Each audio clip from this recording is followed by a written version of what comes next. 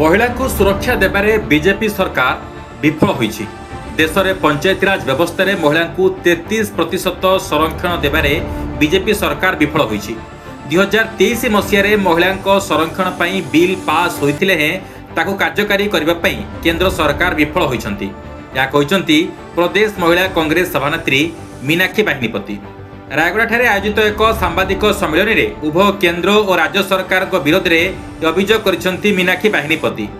देश में महिला को सरकार सुरक्षा देबारे विफल होई एबे विरोधी मुंडरे अठा बोलिबा उद्यम करुवा से अभियोग करिसंती।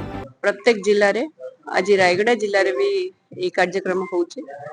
महिला संरक्षण उपरे बिल पास करिया उपरे आज जिला सभापति डाकिचंती। हमर ऑब्जर्वर ने आसीचंती। पूर्वतन जिला सभापति अछंती, बहुत सीनियर माने अछंती। मोर भौणी माने भी महिला रे भौणी माने भी आसीचंती। मोर सीनियर उल्का मैडम नानी मोर आसीचंती।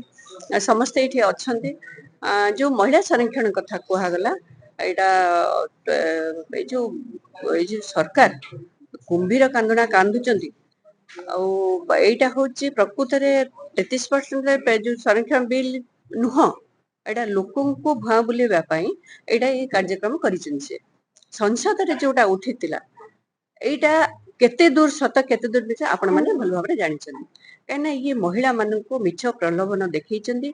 प्रत्येक जगह रे डिलिमिटेशन नहीं सब कार्यक्रम 33% आनिबा कथा कि डिलिमिटेशन काहे के आधार जोड़ा गला। जदि जोड़ा गला काहे के करा गलानी।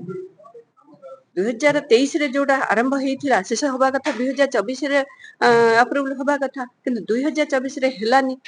काहे के हेलानी 2029 पर्यंत आसिला। ए डिले काहे के करा जाउची। आंकर उद्देश्य कोन। डबल इंजन सरकार कोन चाहुचंदी। महिला को केबे भी सम्मान देई नांती ये भी देबेनी। आमे चाहूचो कांग्रेस सबु बेले महिला मानक संगरे अछंती और आगामी दिन में भी रहिबे। देखंतु आपण माने ओडिसा भीतर कथा कहिबा जो कि मुख्यमंत्री निजे गृहर मंत्री हेकरी मध्य पुलिस डिपार्टमेंट रे जो घटना घटुचे सेटा सबुठु लज्जार कथा। तेणु आउ अन्य मान कौन कथा कहिबे। आश्रम स्कूल रे अन्य स्कूल रे 10 वर्ष झियो गर्भवती होचे एटा लज्जा कथा। ये डिपार्टमेंट ये जो हमर सरकार अछंती ताकू कहि माने महिला प्रति केते से सम्मान दउचंती सेटा आपण माने जानिचंती। किंतु आमे आज स्वर उत्तोलन करछु। प्रत्येक जिला प्रत्येक गां गहली रे पहुंचू जे ए सरकार महिला मानु को भली भाबरे सम्मान दउचे। आ 33% जो बाहा बाहा कहूचे कुंभीर कांदना कांदुचे एटा समस्त जानिबा दरकार।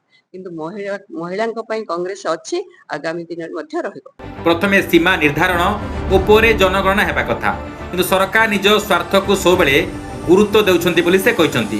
तेबे एही वार्ता को कांग्रेस दल घरे घरे पहुंचाबा पई उद्यम करिबो बोली दल पक्षरु कहा जायछि।